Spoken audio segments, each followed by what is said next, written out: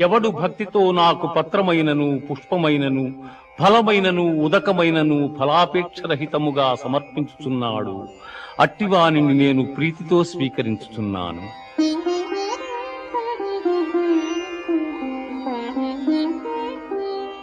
మన్మనాభవ మద్భక్తో మజ్యాజీ మాం నమస్కురు మామే వైష్యసి యుక్త్యేవా ఆత్మానం మత్పరాయణగా.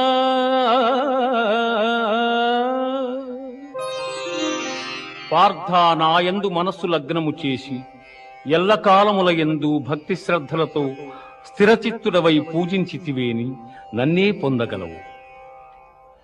ఇది ఉపనిషత్తుల సారాంశమైన యోగ శాస్త్రమున శ్రీకృష్ణుడు అర్జునునకు ఉపదేశించిన కర్మ సన్యాస, ఆత్మ సంయమ, విజ్ఞాన